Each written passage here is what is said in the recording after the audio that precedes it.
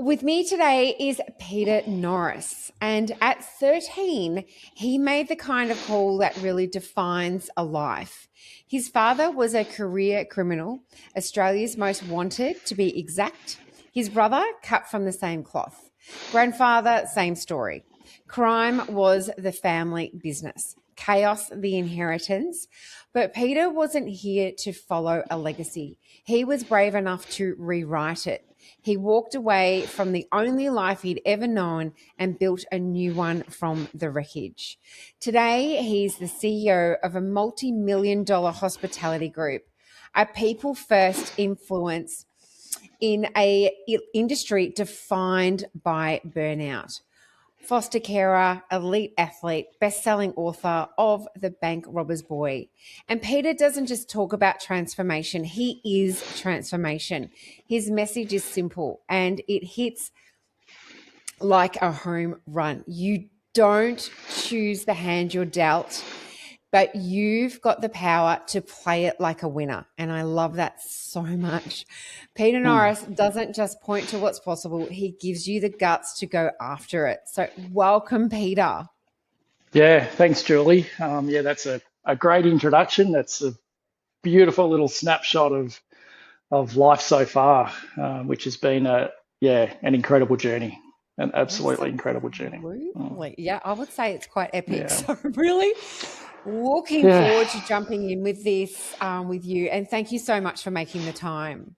No, my pleasure. I love it. Yeah, I mean, if my, and just going back to even writing a book, and I always said if one person reads it and it gives them a more positive perspective on life or enables them to make better choices through life, then it's worth it. So, Yeah. same with spending time having these chats. It's great. Yeah, I love it. Yeah. Thank you. So I think for a majority of us, like we would have no clue what life was like for you back then. And for people hearing your story for the first time, can you tell us a little bit like what was life like for you growing up as the bank robber's son? Yeah, it's an interesting question because at the age of about 4.5, I was living with my family, and interestingly, who I thought was my biological family. And these are really my first memories. So this is where I started, and it's a really funny and strange thing to say, but I was living in a house with mum and dad, and my siblings, and I just had this feeling at one point of not belonging. Um, Mm. and physically, I was very different. I was tall and lean with dark curly hair. My siblings, my brothers, were short and round with red hair. Dad was the same. Mum was similar as well. But it wasn't really just the physical side of it. I just didn't feel like I was part of the family. And it's weird that at that age you can feel like you don't belong. But I mean, you can take that in any situation at work or in a relationship or in a family that you kind of know, your gut knows when you don't belong somewhere. Mm.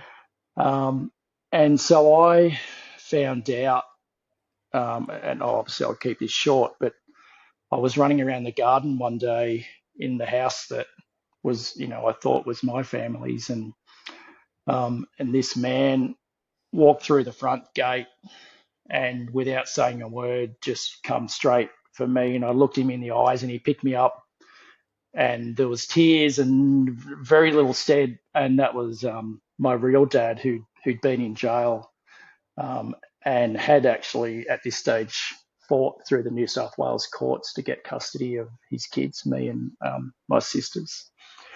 And he'd come to get me, and there was just a knowing, like instantly, that that's where I belonged. And he, as I said, picked me up, took me out to a waiting car, and there was two girls in the back seat giggling and had their faces pressed up to the window, and they were my sisters. So I was about to meet my sisters for the first time that I could remember. So yeah, and that came about.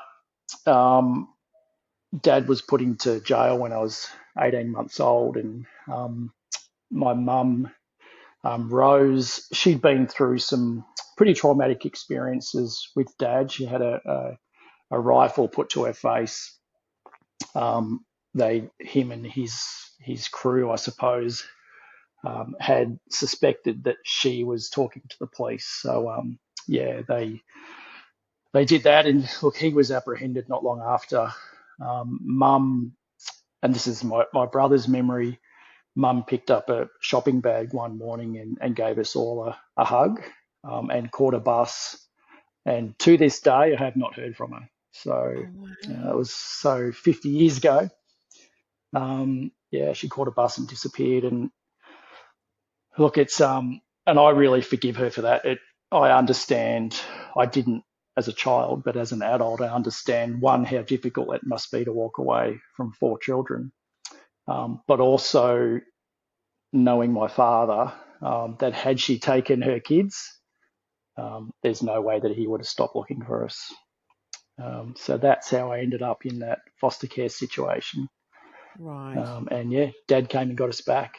Um, and that was really just, my grandfather took us to a Seventh-day Adventist church and quite deliberately gave my sisters and I to separate families in that denomination, and clearly to make it harder for Dad to pull us back together. So, but he pulled us all back together at about, He I did was it. not quite 5. He did it, yeah. Determined. So very determined man. Yeah. Yeah. So life from that stage, like when you went back, it sort of was back and forward for a while, wasn't it, your Yeah. life? Yeah, at that point, life for us was reasonably normal. We went to school. Dad had different jobs. I could see at that stage, I didn't know that he was a criminal at that point, but he was, holding down cleaning jobs. He was a cleaner at our school. But what we did notice is that, like for the first 12 months when he picked us up, we were a happy, really happy family. But his mood started to really change, particularly when we had to go to the Salvation Army and the Smith family for food and clothes at certain times. And that's really what led me as a 6-year-old. I performed my first break-in as a 6-year-old. So I know that's very young, but my sisters and I came up with a plan to help Dad. And it's really interesting how actions and words, when they don't align, but Dad said all the right things after we performed this break-in, and we gave him the proceeds of what we stole. But I noticed that his mood improved. We had some food back in the cupboard. He was a happier man. So intrinsically, I thought, we've done the right thing. Our family's happier, more cohesive, and Dad seems a little more relaxed. So we continued to, commit crimes and break-ins as a very small child. So I was definitely on the same path as my dad, and as you said in the introduction, his dad and my brother. As a 6-year-old, I was already on the same path, which was, not something that I'd even thought about, obviously, at that age. Yeah. It was just something you did. Just something we did. Yeah, it just became part of who we were. Yeah. Yeah. Part of your makeup. So take me to the Yeah. moment when you decided that this was not the life for you. Because, I said in the intro that was 13. Am I correct? Yes, 13 when I had that choice to make. Yeah. Yes. So what happened then? Sorry. Because that's still very young for you to make such a massive life Yep. decision that has really changed the trajectory of your life. Yeah, I think I get asked this question quite a bit, Julie. It's about why were you different than your father and your brother and the Mm, rest of the family, and really all I can say, truthfully, is that every time I saw crime or violence, particularly violence, it was just I suppose it just reinforced that that's who I didn't want to become.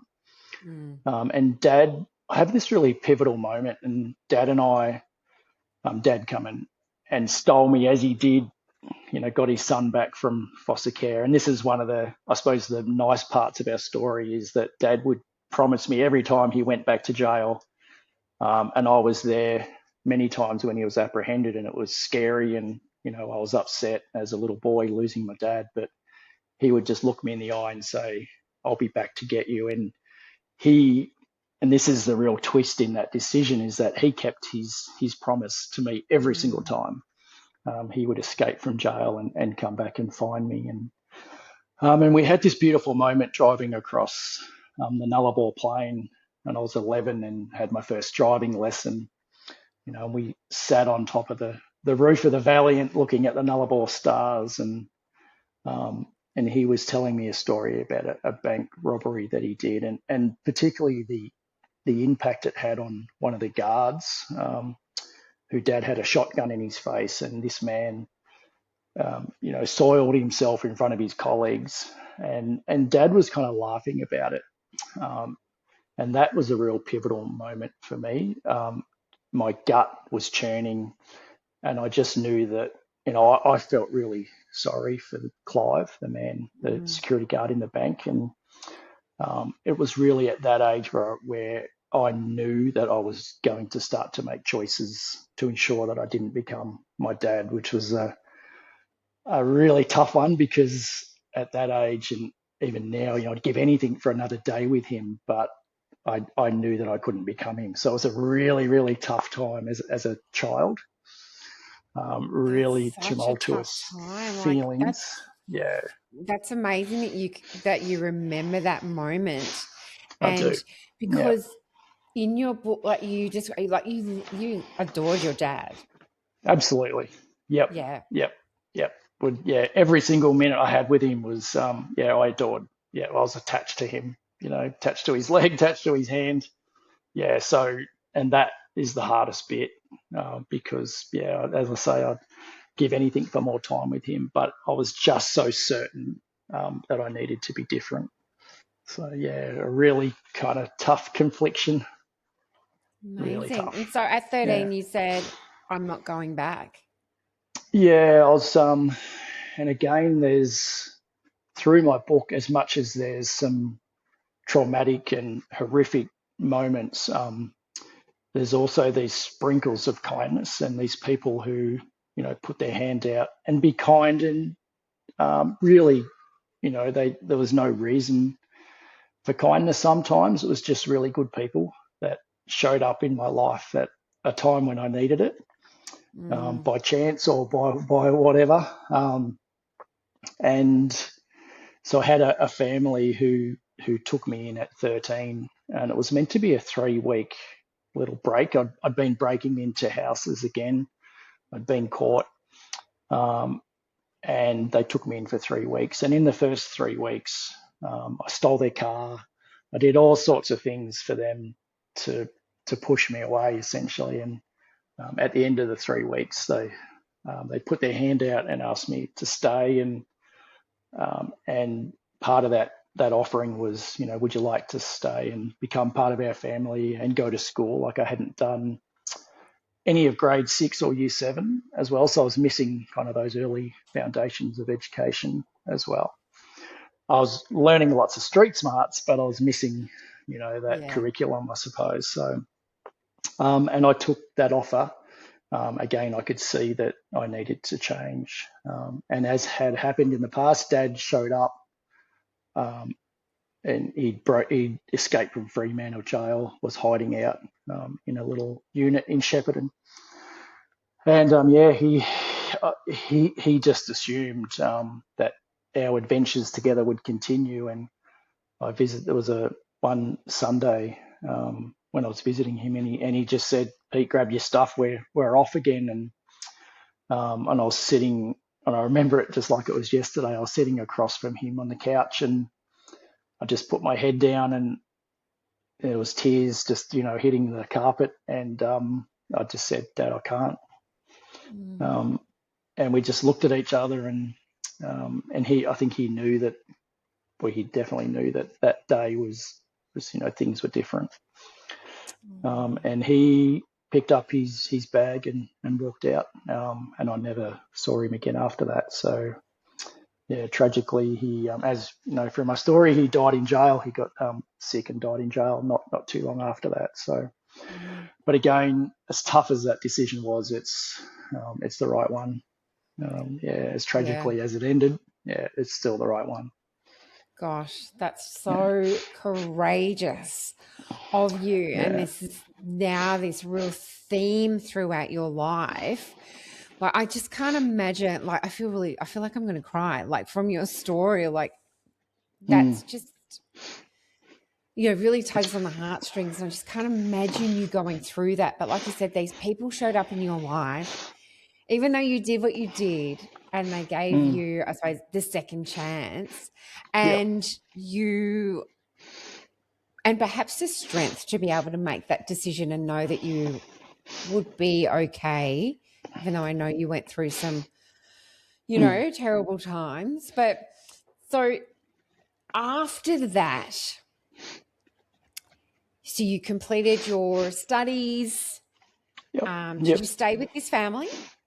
I did. So my foster mother Joan is 91, so she's still Oh, alive. And bless until her. a couple of weeks ago, she was living on her own, but she's gone back to live with one of the family members. So yeah, so just an amazing, beautiful family. You have six of their own children. I was number seven, and I can honestly say that I just felt, from early days, just part of the family. I was treated exactly the same. And I'd come from foster homes where I'd had to sit at different tables and wasn't allowed to eat the same things that their own Oh, kids ate. no. So I'd had some experiences, and look, and even through those times, I stayed really grounded and grateful to have a roof over my head and a safe space to sleep.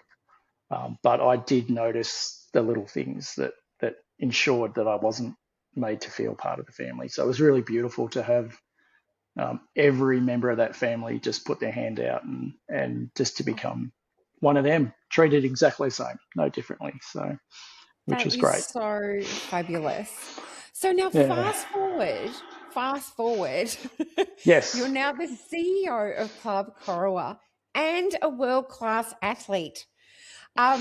So how has your past shaped the way you lead yourself today? Yeah, I've got this, and I've got this for one thing. I've got this incredible drive, and it's for people who even don't know my background. I get people say all the time, just once you put your mind to something, there's just no stopping you, and even to a point, like I have in terms of sport. I've been an international sort of athlete as a runner. Running the Great Wall of China marathon and running through jungles in Malaysia, been sort of all over the place running competitively, and then COVID hit, and sort of all those events stopped. So I said, "Oh, what Mm. can I do now?" So I turned my mind to bodybuilding, which going from a sub 70 kilo skinny runner to a 100 kilo was a challenge, and then I started competing in bodybuilding. And I remember my first comp, I walked away with some silver medals, and people were like, "Oh, that's amazing! You've done so well." I'm like, "No, until those silver or gold, I'm not done here." So I went back the next year and won 6 gold medals, and so I just have this, yeah, just this motivation that is unstoppable, which is mostly good, mostly Yeah, good, mostly yeah. healthy. I Yeah. I have walked the Great Wall of China, or like where you can, and that is Mm. hard. It's hard, yeah. So 42.2 kilometres of running Oh, around there is up and down the hills, and then literally across the Great Wall. Incredible experience, but tough. As you're probably aware, parts of those steps were all built by different families. So some are like 10 centimetres, others are 40 centimetres. They're there are all these different depths. So to run up and down that is challenging, but Yes, beautiful. so challenging. And the discipline required for bodybuilding is incredible as well. It's Um, incredible. so we said a word about your dad when we first started chatting, which was determination. Do Yes. you feel that you've channeled that in a very different way? So, like your past Yeah. identity has obviously changed, and you've channeled it for good. Yes. Yeah. And even in my current role, I've been here for 9 years as CEO of Club Coram and running a beautiful team of 100 people and a Mm, really supportive board. And when I came in to that role, when I applied for that role, once again, everybody said to me, "You're not ready. Um, Someone else more experienced will come out of Melbourne or Sydney, and you won't have a chance." Um, and I just don't believe in that. So I just, turned up at that interview with a full business plan, and I knew that some of those other more experienced managers would be a little bit lazy. So mm, I took that to my advantage, and straight the president of the club at that time, after the first interview, he said, "We don't have any choice but to employ you." It's like you've just blown us away, and so I take every opportunity that's in front of me and make the most of it. Um, and my first few weeks in that venue was really eye opening. Um, and I know it's not uncommon in hospitality, the burnout and we had mm. apprentices being locked in cool rooms by head chefs that were just bullies and horrible. And so the first 3 years of that role was completely turning the culture into a place that was caring and supportive, and in a small community. We're talking 4,000 people. I mean, we're Yeah, not that far from Albury Wodonga.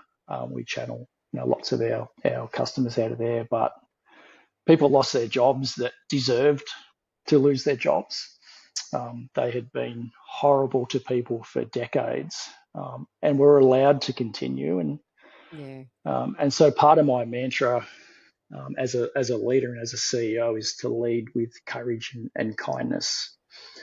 Um, and I think in leadership, once we start talking about that, it's still something that's which, from my perspective, is a little unbelievable. That it still feels like that's kind of a new phenomenon that's just hmm, kind of starting to gain momentum. That people still feel to be an effective leader that um, they can't show kindness or vulnerabilities. And yeah, I completely disagree.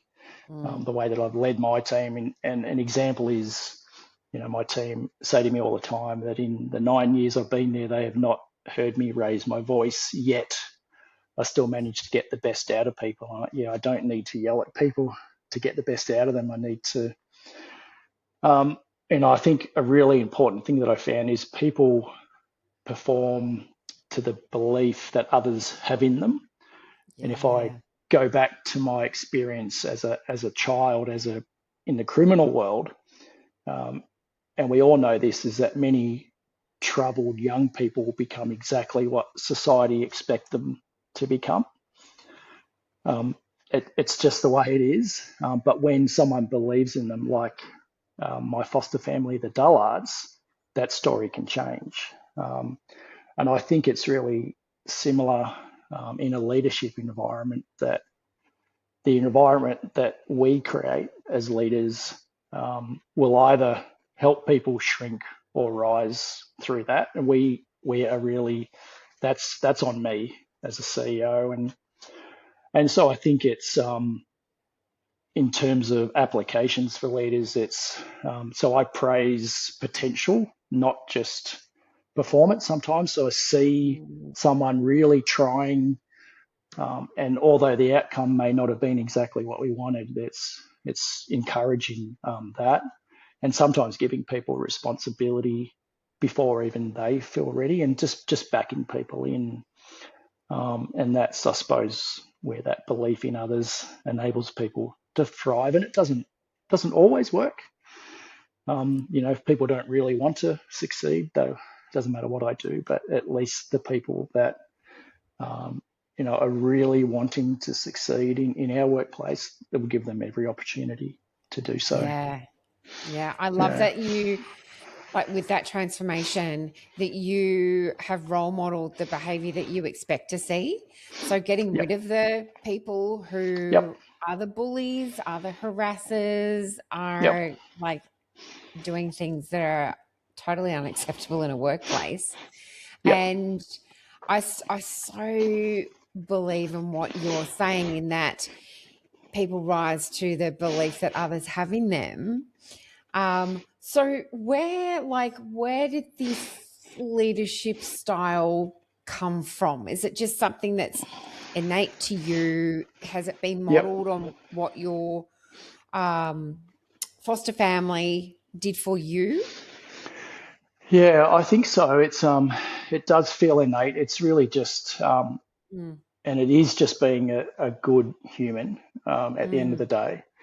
And I think similar to, again, my childhood as a criminal and my adult life as a reasonably successful person is, um, I believe also that someone's past doesn't define their capabilities or their potential. And I think, again, linking back to my own story, that some people are far more than their worst moments. But as leaders, sometimes you see someone who has a bad day, and sometimes they're pigeonholed because of that, yeah. for a long time, for years even, and they don't get opportunities to correct that. So Mm, in terms of my leadership application for that, it's like mistakes, and we hear this all the time, but mistakes become learning opportunities. But we live that. I encourage my people to make mistakes, and they know now that mistakes, they don't get punished, they don't get rewarded, but we learn. With the reward from that is learning.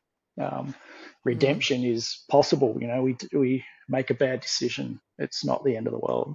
We can come through that, and yeah, yeah. growth is valued over perfection. We're not expecting people to be perfect. Mm, We're all just humans that make mistakes. So and as leaders, I think the best of us see who people can become and not necessarily who they are today.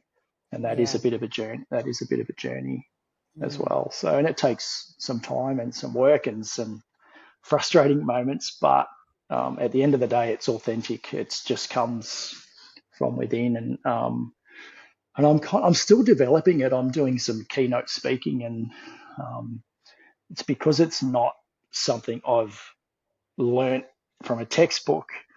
I'm still yes. trying to work out how to teach this potentially, or even how, as a keynote, what people can take away from that. So, Yeah. and I'm getting there, and it's things like, courageous leadership for me requires emotional honesty. And I think I still see a lot of leaders today thinking that they have to appear invincible to their team. Yeah. Um, and I think authentic leadership does require that vulnerability, and being honest, with my team when I'm struggling or when I'm fearful of something or when I've made a mistake. I go, hey guys, just want to let you know that I've stuffed that up today. So feel free to, get stuck into me. And so we all have a bit of a laugh about it. Yeah. But I just hope in that process that if I'm real, that my team become real around me Yeah. as well, and don't have to hold up this persona of somebody that they're not. And we've just got such a beautiful team now that if anybody comes in and is authentically unkind or a bully, I don't really need to get involved anymore. They just get squeezed out by my Yeah. team just because they just don't fit. I love it. Yeah. And I think the I, other thing, importantly, is the choices that we're talking about, little choices or little decisions that compound over time. Um, mm, and so I don't think, this is what I say to my team, culture isn't really built in me standing up and delivering big speeches. It's built in everyday choices and decisions that I make, and that started by ensuring that bullies did not run our venue, and they were dealt with fairly but Mm. firmly. Yes. And I think as a leader, whilst I still think about that person and the impact it has on them and their family, I've got 100 other people that are not enjoying coming to work and scared to come to work at times because these people are allowed to continue to Mm. behave in that way. So, Mm. yeah, It's enabled it's really, behavior if it's not it dealt is. with. Yep.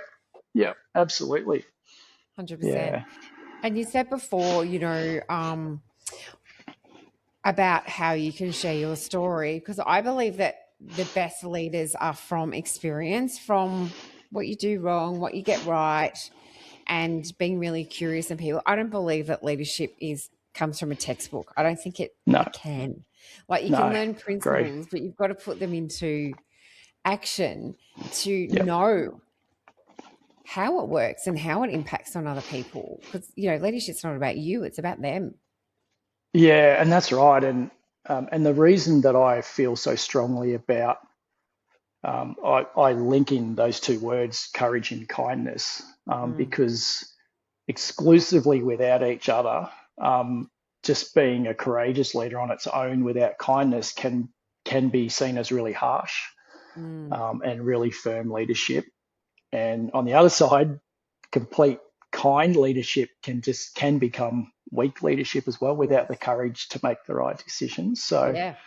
and I think and this is what I'm seeing and hearing and listening and talking about, is the best leaders kind of practice both. Mm. And as you say, it's not learnt from a textbook. And I'm not even sure that I can teach it, but if I speak about it, maybe, who knows what people can take out of that. So, People learn through story. yeah, yeah, they do. They Absolutely. do. Yeah. They absolutely do. Yeah. And that's interesting you say that, because I've done some youth mentoring in the past, Mm. and obviously some foster care with some young people, um, and they do not want to know about anything until they know that you have shared lived experiences, and that's when you can really start to impact a life. And Yeah. that's not to downplay a qualified counsellor or a social Yeah. worker. They absolutely have a role to play, but I think there's a role for both. Oh, yeah. Um, yeah, and that's sort of been my experiences. So, um, yeah, it's incredible life. But I do love the leadership journey, and I'm learning so much about people.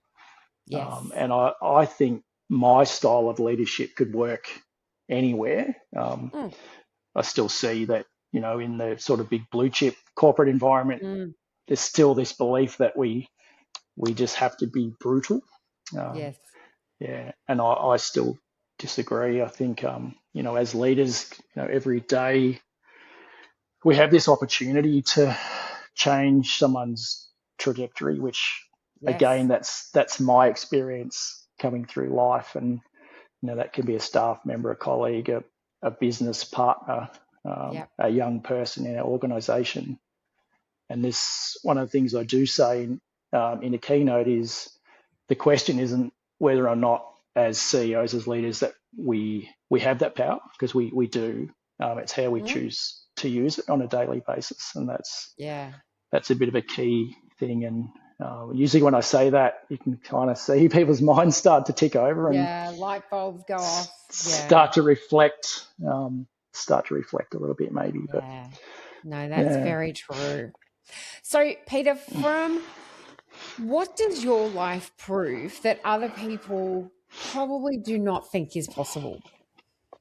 Yeah, I think and again, speaking to lots of people, I'm doing so lots of library talks, even just with the general public that just turn Mm. up, and a lot of the comments I get are, but I've made some really poor choices in life, and and one of my key messages is that none of us are defined by the past.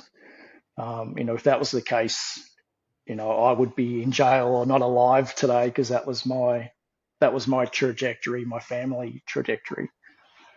So I think, we all have the ability to make, I think the power of choice is something that is so powerful, yet sometimes undervalued just as humans, how much power we have in our own trajectory. And and even outside of a corporate environment, we know that people sit in relationships for years and years and years that they're not happy in, and my brain doesn't work that way. I'm like, but why?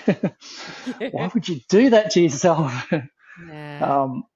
And how do you teach that? Yeah, I'm not really sure, but it's something that's intrinsic. But I think it's really that just our past doesn't define our future. Yeah. Tomorrow's a new day, and just step forward. And as I said before, in the corporate world, it's just those daily small choices. They do compound over time, and it does take some patience and some effort.